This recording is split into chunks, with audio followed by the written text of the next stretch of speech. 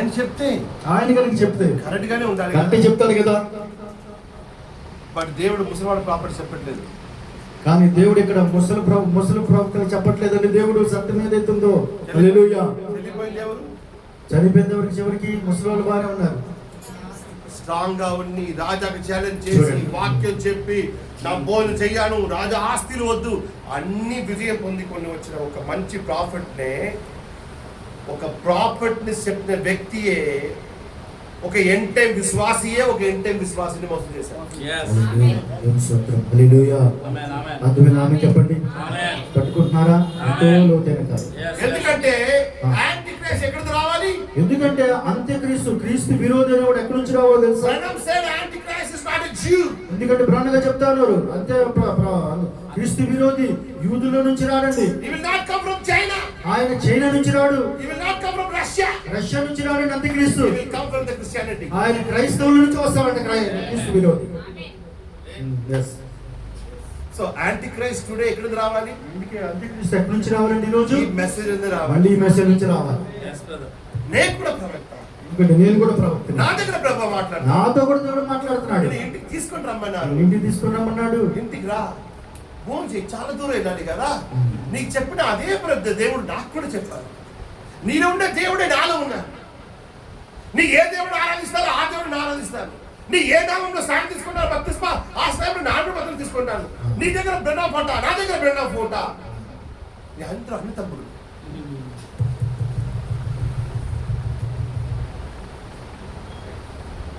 దేవుడు వాక్యం ఏం దగ్గర వచ్చింది? ప్రవక్త దగ్గరనే దేవుడు వాక్యం వచ్చి చెప్పింది, you will not go back to your home. చివరికి ఆ దేవుని వాక్యం మళ్ళీ అబద్ధం అనే ప్రవక్త దగ్గరికి వచ్చి ఏం చెప్తున్నాడంటే ఆ కుర్రవాడితో నువ్వు తిరిగి మళ్ళీ ఇంటికి వెళ్ళమంటాడు. You know why that young prophet died? ఎందుచేత ఈ యొక్క యవ్వనస్తుడైనటువంటి ప్రవక్త ఏ కారణం చనిపోయాడో తెలుసా మీకు? He should know that. ఆయనకి ఖచ్చితంగా తెలుసండి, తెలుసుండాలి ఆయనకి ఆ కార్యం. దేవుడు ఒక మాట చెప్తే ఆ మాట ఎప్పుడు కూడా దేవుడు ఒక మాట ఎప్పుడైతే చెప్తే ఎవరి కోసం, ఏ ముసలివాడి కోసం, ఏ సీనియర్ పాస్టర్ కోసం, ఏ ప్రవక్త కోసం, దేవుడి కోసం కూడా ఆయన వాక్యం ఒక్కసారి దేవుడు ఏదైతే సెలవిచ్చాడో అది ఎంత మాత్రం కూడా మళ్ళీ ఆయన వెనక్కి తీసుకోడు, మళ్ళీ ఆయన మార్పు చేసేవాడు కానే కాదు. దేవుడు వాక్యం బైబిల్లో ఏముందో, ఏదైతే దేవుడి వాక్యం బైబిల్లో ఉందో దాగి ఈ వాక్యం తప్ప దేవుడు ఎప్పుడు కూడా చేంజ్ చేయడు. హల్లెలూయా, దేవుని స్తోత్రం కలుగును గాక. నిన్న ఒకసారి వేరే మాట, ఈ రోజు ఒక మాట, రేపు ఒక మాట. దేవుడు మాట ఎవరి కోసం కూడా చేంజ్ అవ్వదు. అర్థం అవ్వట్లేదు. చివరికి ఏ ఒక్క వ్యక్తి కొరకు దేవుడు తన మాటను మార్చుకునేవాడు కాదు.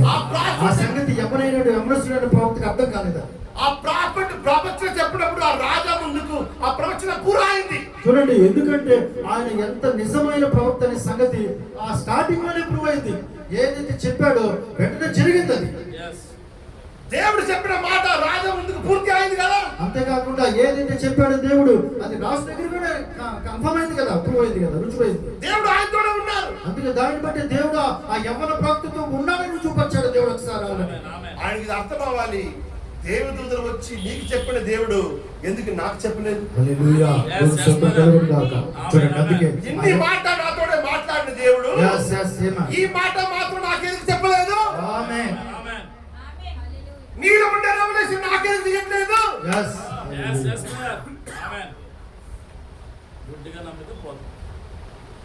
ఇంత వాక్యం చెప్పారు నాకు, అన్ని పూర్తి అయింది. ఆ దేవుడు ఈ వాక్యం నాకేం చెప్పలేదు?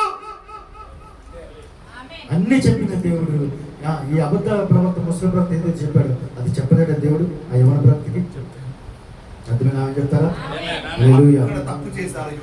అక్కడే ఆ యవన ప్రవక్త అబద్ధం చెప్పిన వాడు జీవేగా ఉన్నారు, రాంగ్ స్టెప్ అక్కడ పడి. అబద్ధం చెప్పిన వాడు సజీవంగా ఉన్నారు, అబద్ధం చెప్పిన వాడు బాగానే ఉన్నాడు దెబ్బతికి. నిజమైన ప్రవక్త చనిపోయే పరిస్థితి వచ్చింది. హల్లెలూయా, దేవుని స్తోత్రం. ఆ అబద్ధ ఆత్మ ఎక్కడి నుంచి వచ్చిందండి? ఎక్కడి నుంచి వచ్చింది అబద్ధ ఆత్మ? ఏ పేరు మీద వచ్చింది? ఏ పేరు మీద వచ్చింది? యెహోవా ప్రవక్త పేరు మీద వచ్చింది. ఆ ఆత్మ వచ్చి ఆయనకి భోజనం పెట్టి ఆయన వెళ్ళి ఆయన చెల్లిపోయిన తర్వాత ఆయన శవం చూసి అప్పుడు ఆయన ఆనందం వచ్చి చెల్లిపోయారు. ఆయన శవం చూసిన కోసమే ఆ ముసలాడు పాపం. ఆయన చెల్లిపోయిన తర్వాత ఆయన దుఃఖం లేదు, ఏడుస్తున్నారు అక్కడ. ఆ సింహం వచ్చి ఆయన చంపేసిన తర్వాత ఆయన శవం చూసి ఇంటికి వచ్చి ప్రసంగానికి కూర్చుంటారు. ఆ ముసలివారు పాపం ఎందుకోసం వెళ్ళారు? ఆ ప్రాఫిట్ చెప్పేది కోసం దేవుడు పంపించారు. What the Thessalonians say? తెస్సలోనికీయులకు రాసిన పత్రిక ఏం చెప్తుందండి? I will send, not Lucifer, not Satan, not Antichrist, not Pope. I will send the delusive spirit. Amen. సంగమునికి అందుకని ఇంకా చంద్ర తెస్సలోనికీయులకు రాసిన పత్రిక ఏం చెప్తుందండి? అపవాది పంపించట్లేదంట ఆత్మని, ఆ పోపు పంపించట్లేదంట, అన్య దేవతలు ఎక్కడి నుంచి కూడా రావట్లేదు కానీ అది సాతానుకు వచ్చింది. దేవుడే చెప్తున్నాడు నేనే పంపిస్తానని. He said, who will go to delude? అందుకు చెప్తున్నాడు, ఎవరు ఆ యొక్క ఆహాబుని మోసం చేయడానికి ఎవరు వెళ్తారంటాడు దేవుడు ప్రభు అక్కడ. దేవుడు ప్రవచనం కంప్లీట్ చేయడం కోసం ఒక అబద్ధ ఆత్మ అవసరం. చూడండి, ఏ ప్రవక్త అయితే ప్రవచించాడు, ఎలియా చెప్పిన ఆ ప్రవక్త అనుసారంగా ఎలియా చెల్లిపోవాలంటే, ఆహాబ్ చెల్లిపోవాలంటే అక్కడ ఒక అబద్ధ ఆత్మ పని చేయటం అవసరం. చూడండి, ఏలియా ప్రవచించిన ప్రవచనము నెరవేరడానికి దేవుడేనంట అబద్ధము మోసం చేసేటువంటి ఆత్మలను దేవుడు పంపిస్తున్నాడు నిజమైన ప్రవక్త చెప్పిన ప్రవచనం నెరవేర్చడానికి.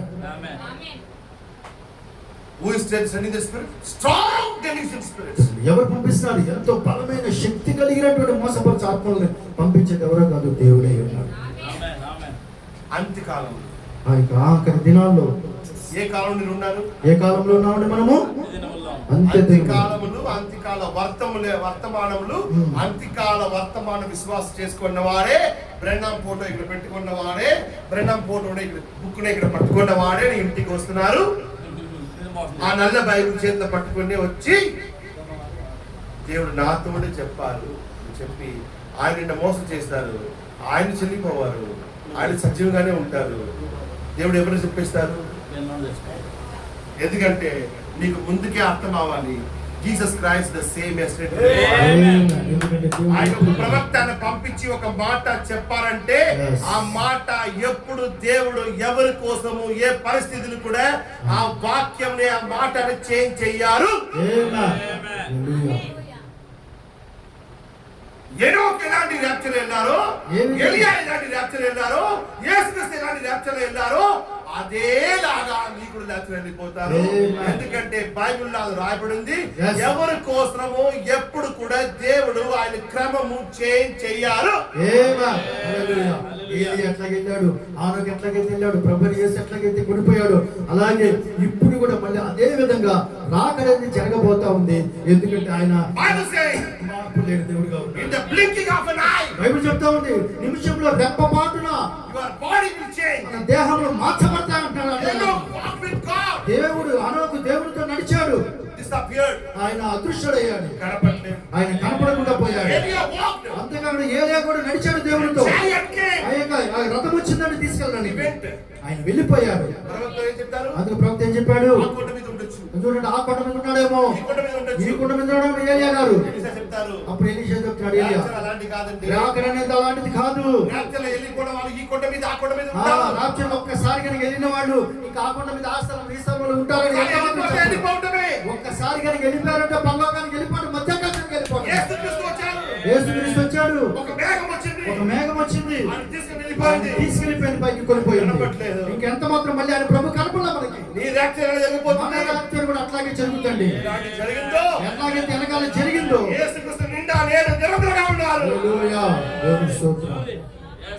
ఎవరి కోసం కూడా దేవుడు ఆయన తన క్రమం విధానాన్ని మార్చుకునేవాడు కాదు. ఏ ముసలివాడు చెప్తే, ఒకవేళ సీనియర్ పాస్టర్ చెప్పినప్పుడు గొప్ప గొప్ప సీనియర్లు ఉండొచ్చు, నాకు ఏ అక్కర లేదండి, నాకేం అవసరం లేదండి. అది నాకు దేవుడు వాక్యమే చెప్తుందో అది నాకు అర్థం అవలేకపోతే, నాకు అర్థం అవలేకపోతే నో ప్రాబ్లం. బట్ దేవుడు వాక్యం చెప్పింది, ఆ ప్రవక్త ఏం చెయ్యాలి? వద్దయ్యా, నాకు చెప్పిన దేవుడు మోసం చేయకూడదు, తాగకూడదు, నీకు వెళ్ళిన మార్గం రాకూడదు నాకు చెప్పారు. నాకు చెప్పిన దేవుడు ఎప్పుడు కూడా ఆయన వాక్యం ఎప్పుడు చేంజ్ చెయ్యారు. Hallelujah. ఒకవేళ నీకు దేవదూతలు వచ్చి చెప్పారంటే Yes. ఆ దేవదూతలు నా దగ్గర ఎందుకు రాలేదు? Yes. ఈ మాట యువ ప్రాఫిట్కి అర్థం అవట్లేదు. ఈ యొక్క సంగతి యవనస్తుల ప్రవృత్తికి ఆయన అర్థం కాదు. నమ్మి మోసపోయారు. ముసలి నమ్మి చివరికి ఏం చేస్తే ఇది నష్టపోయారు. ఇది ఎంత పేరు తెలుసా? ఇది ఏ పేరు తెలుసా? పేరేంటో తెలుసా ఆయన? విశ్వాస ద్రోహం. దీనిని విశ్వాస ద్రోహము అని ఇదే తెస్సలోనికైలు రాయబడింది. ఒకే వాక్యం చదివి పక్కన చేస్తారు.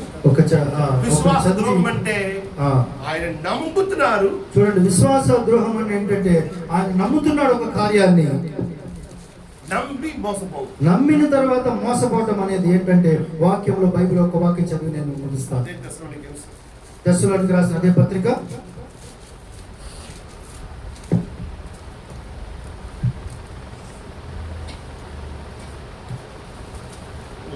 2nd chapter. రెండవ తెస్సలోనికైలకు రాసిన పత్రిక 2వ అధ్యాయం And 2nd verse.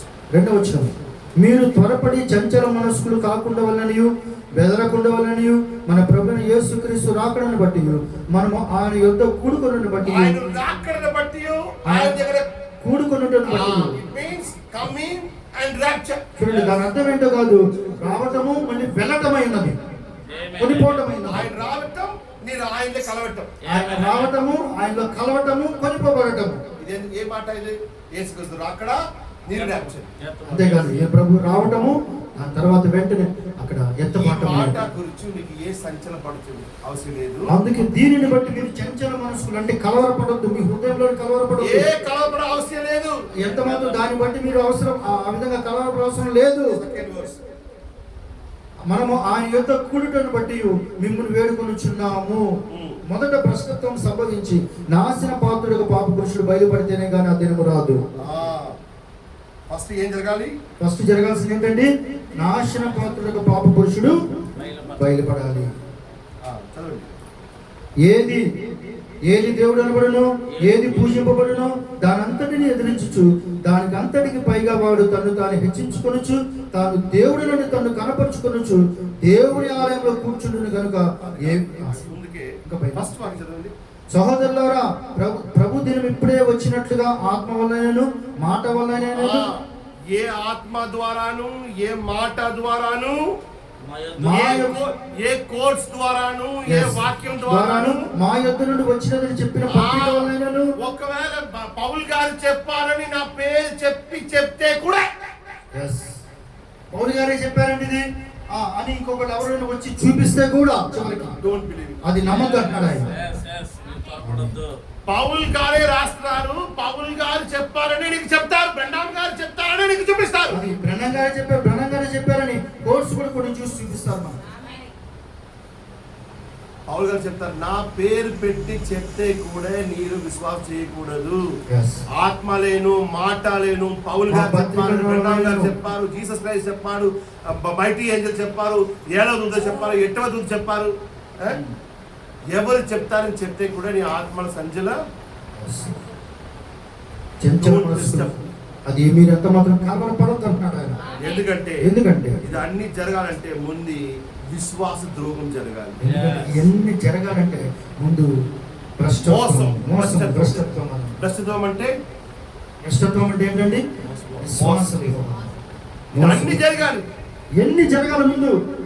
అన్ని జరగడం ముందుకు మోసం పోగొట్టడం జరగాలి. ఇది వాక్యం. ఫస్ట్ ఇది జరిగిన తర్వాత అప్పుడు జరిగేది అన్నమాట. మోసం పోగొట్టడం జరగాలి, అది అవశ్యం. ముందు భ్రష్టత్వం, భయంకరమైన మోసం అనేది జరగాలి. అది జరిగిన తర్వాతే మిగతా సంగతి యొక్క ఎత్తబాటు డిసీవింగ్ జరగాలి. ఎందుకంటే అది మోసపరచడం అనేది జరగాలి ముందు. తప్పకుండా జరగాలి. మోసపోవటం జరగాలి. ఎవరైనా మోసం పోవాలంటే మోసం చేయని వాళ్ళు ఉంటారు కదా. మోసపోవాలంటే మోసం చేసేవాడు ఉంటాడే కదా. మోసం చేయని వాళ్ళు ఎవరు పంపించారు? ఎవరు పంపిస్తారు? మోసం చేసేవాడు మళ్ళీ దేవుడే పంపిస్తారు. ఇప్పుడు నేను మోసం పోయిన తర్వాత, ప్రభా నాకు ఏమి తెలియదు, నాకు చాలా అమాయకుడు ప్రభా. ఆ యువరస్తు ప్రాపర్ కూడా అమాయకుడే. చనిపోయింది ఎవరు? ప్రభా నా మోసపోయాను ప్రభా, ఆయన చెప్పేసింది ప్రభా, ఆయన ముసలివాడు కదా, ఆయనే వచ్చారు, ఆయనే చెప్పారు, ఆయనే మోసం చేస్తారు, ఆయన చెప్పట్లేదు. ఎవరు చెప్తారు? ఆయన చెప్పలేదు. ఎందుకంటే నీకు చెప్పిన వాక్యం మీరు విశ్వాసం చేయకపోతే, మనం ఆ విధంగా ఫిర్యాదు కనుక చేసినట్లయితే దేవుడికి, అప్పుడు దేవుడు నీకు నా ఏం చెప్పాను ఆ వాక్యం మీరు follow నేను చేయండి. నీకేం చెప్పాను అది నువ్వు ఫాలో అవ్వలేదు అంటాడు. ఆయన చెప్పారు, ఈయన చెప్పారు. ఆదం ఏం చెప్పారు? ప్రభు నా తప్పు చేయలేదు, నీకు ఇచ్చిన స్త్రీ తప్పు చేసింది. దేవుడు విన్నారా? స్త్రీ ఏం చెప్పింది? నా తప్పు చేయలేదు, ఈ సభ తప్పు చేసింది. దేవుడు విన్నారా? నీ బుద్ధి ఎక్కడ పోయింది? నీకు బుద్ధి ఇచ్చాడు కదా ఆదం, నిన్నే కూర్చోబెట్టి చెప్పాడు కదా, నీ బుద్ధి ఎక్కడ పోయింది? ఆయన చెప్తారు, ఈయన చెప్తారు, ఈయన చెప్తారు. ఏం చెప్తారంటే భోజనం ప్లేట్లో వేరేదో పెట్టి తినేస్తారా? ఆయన కదా మంచిగా ఉంది, ఈయనకి మంచిగా ఉంది, నీ ప్లేట్లో పెడితే నీ తినేస్తారా? నీ బుద్ధి ఎక్కడ పోయింది? మోసం పోవటం దేవుడే చేస్తున్నాడు, మోసం చేయటం కోసం ఆత్మ దేవుడే పంపిస్తారు. మోసం చేసిన వాడిని చెప్పట్లేదు, మోసం పోయిన వాడిని చెప్తున్నారు. ఎందుకంటే నీకు మొట్టమొదటిగా విశ్వాసం ఉండాలి.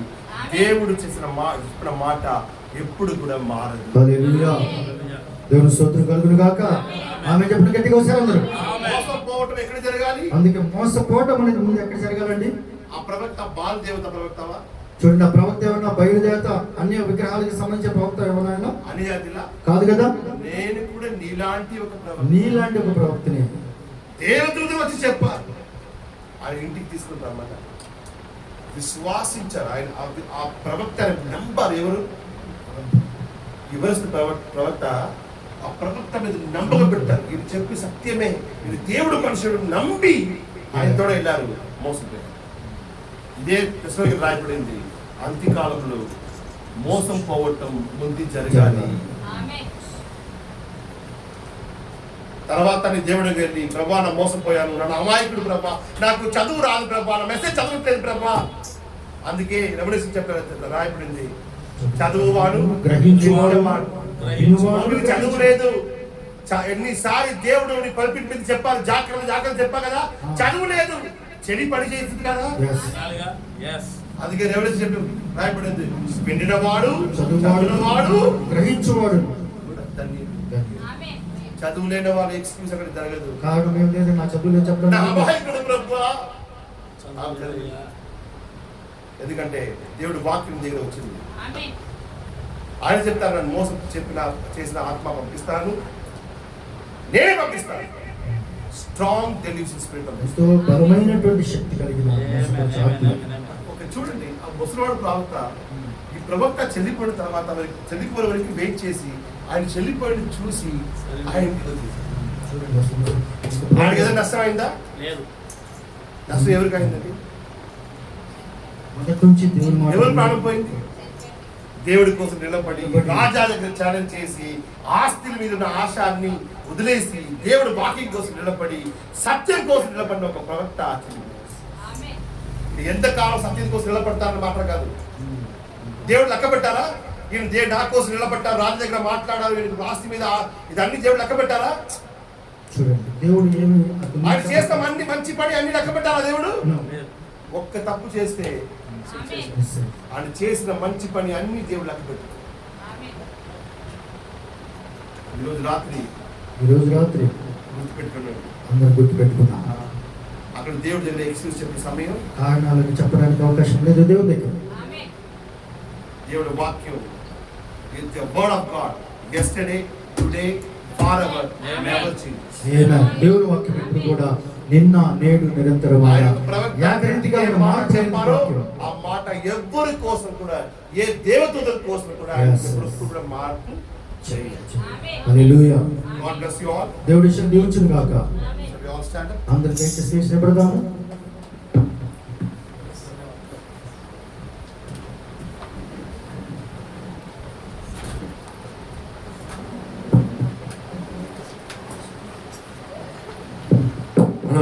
నిలబడి ఒక నిమిషం తల వచ్చి కలవసుకొని మన ఏ జీవం కలిగి ఉన్నాము, మనం ఎలా ఉన్నాము, దేవుని యొక్క వాక్యంపై మనం ఎంత ఆధారపడి ఉన్నాము అనేది ఒక్క నిమిషం మిమ్మల్ని మీరు ప్రశ్నించుకోవాల్సిన వారమే ఉన్నారు. చివరి ప్రార్థన ఆశీర్వాదంతో కూడిక నోటించుకున్నాం. దానికంటే ముందు ఒక్క నిమిషం మిమ్మల్ని మీరు పరీక్షించుకోండి.